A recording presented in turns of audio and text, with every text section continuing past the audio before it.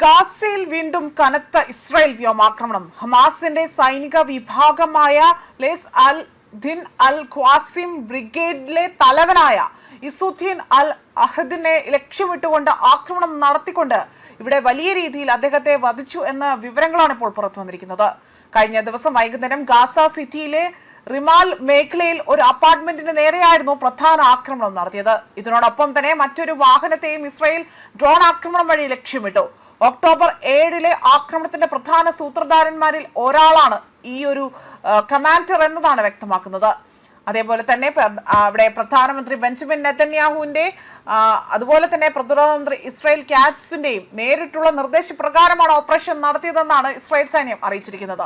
ആക്രമണത്തിൽ ഇതുവരെ 7 പേർ കൊല്ലപ്പെട്ടതായും 50ഓളം പേർക്ക് പരിക്കേറ്റതായും പാലസ്തീൻ മെഡിക്കൽ വൃത്തങ്ങൾ വ്യക്തമാക്കി.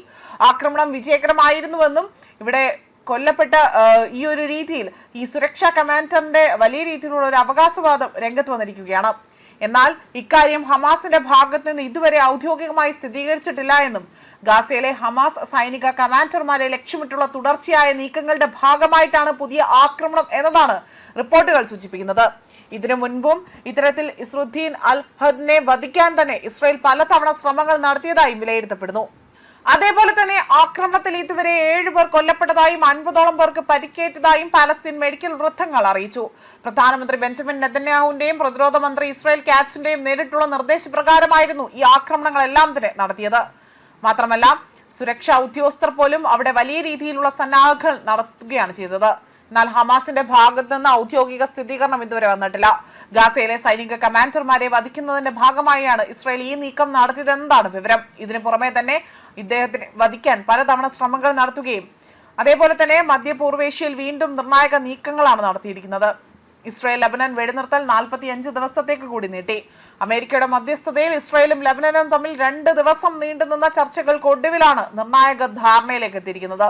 US സ്റ്റേറ്റ് ഡിപ്പാർട്ട്മെന്റ് വക്താവ് ടോമി പിറ്റ്ഗോട്ട് ആണ് ഇക്കാര്യം ഔദ്യോഗികമായി അറിയിച്ചത്. മെയ് 29 പെന്റഗണിൽ ഇസ്രായേൽ ലബനൻ സൈനിക പ്രതിനിധികളുമായി തന്നെ വീണ്ടും ചർച്ച നടത്തുമെന്നും വ്യക്തമാക്കിയിരിക്കുകയാണ്.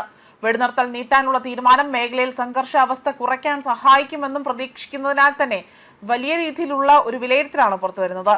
അതിർത്തി മേഖലകളിൽ തുടരുന്ന ആക്രമണ ഭീഷണിയും സുരക്ഷാ ആശങ്കയും കണക്കിലെടുത്തുകൊണ്ടാണ് ചർച്ചകൾക്ക് വേഗം കൂട്ടിയതെന്നും ഇരു രാജ്യങ്ങളും തമ്മിലുള്ള ശാശ്വത സമാധാനം, പരസ്പര പരമാധികാരം, പ്രാദേശിക സമഗ്രത, പൂർണ്ണമായ അംഗീകാരം, അതേപോലെ തന്നെ അതിർത്തിയിലെ സുരക്ഷ എന്നിവ ഉറപ്പാക്കാൻ ഈ ചർച്ച സഹായിക്കുമെന്നതാണ് ഇവിടെ എടുത്തു പറഞ്ഞിരിക്കുന്നതായി തന്നെ സമൂഹ മാധ്യമങ്ങളിലൂടെ ടോമി പിറ്റ്ഗോട്ട് ഇവിടെ വ്യക്തമാക്കിയിരിക്കുന്നത്.